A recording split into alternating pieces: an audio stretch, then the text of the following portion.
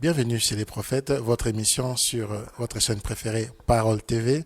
Et nous recevons aujourd'hui un homme de Dieu que nous aimons beaucoup et vous allez le découvrir tout de suite. Shalom pasteur. Shalom, shalom.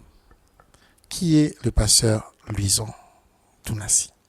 Bon, il est très difficile de parler de soi. Bon, je suis pasteur de l'église la Born Church, Cape Town. Mais à part ça, je suis le leader d'une mission qu'on appelle Last Harvest, qui a comme travail de former des serviteurs et puis de planter des églises dans le monde, avec comme mission de préparer l'église au retour de Jésus. Et dans ce cadre, ici à Keene aussi, on a commencé une église, et c'est, comme j'ai dit, Cape Town, et puis ici, ce sont des bases à partir desquelles nous sommes en train de planter d'autres églises dans le monde.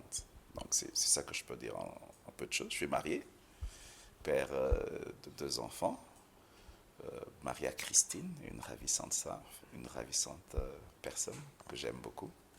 Donc je crois que c'est ça, en gros, ce que je suis. D'accord. Le pasteur Louison est marié à maman Christine que nous saluons.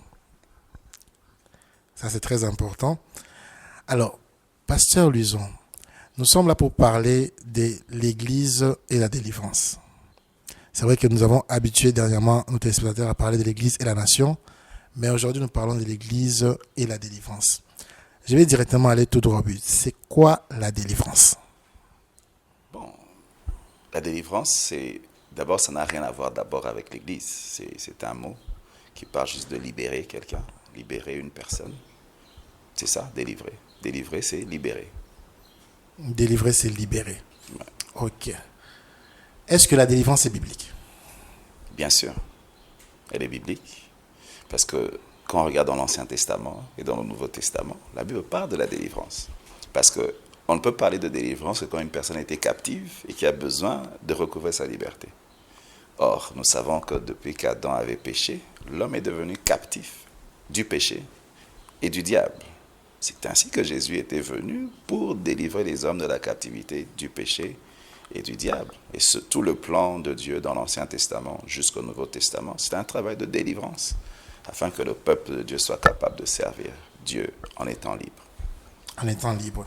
Alors, d'aucuns vont se poser la question, comment un pasteur de la Borne parle de la délivrance?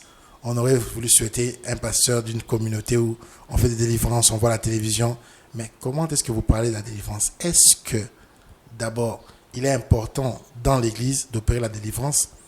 Et est-ce que, vous avez dit que c'est biblique, mais est-ce que la délivrance doit-elle être faite à tout le monde ou juste à une certaine catégorie de gens? Bon, c'est déjà là le souci. L'Évangile a pour but de délivrer l'homme de la captivité. Comme la Bible déclare, il nous prend du royaume de ténèbres vers le royaume de lumière. L'Évangile a pour but de délivrer les hommes du péché, du diable, pour servir Dieu en étant libre. Ça veut dire que toute église qui annonce l'Évangile travaille dans la délivrance parce que les humains sont captifs du péché. Alors, l'arme principale pour libérer les gens, c'est d'abord la proclamation de l'Évangile. C'est ça l'épée que nous avons. Proclamer l'Évangile.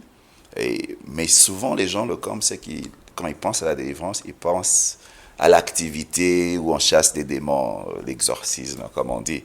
Mais ça, c'est une confusion. La délivrance, d'abord, ce n'est pas une question de ce qu'on fait là. Mais la proclamation de l'Évangile, l'Évangile est une puissance pour le salut. Le salut, dans le salut, il y a la délivrance. Donc, quand les gens sont sauvés, la délivrance est dans le salut. Donc, on ne peut pas séparer ça. Et toute église le fait. Alors, j'aimerais déjà répondre dans une question. Est-ce qu'un né de nouveau doit-il être délivré? Je reviens encore à ma première réponse. Parce qu'il faut qu'on se mette d'accord sur le concept.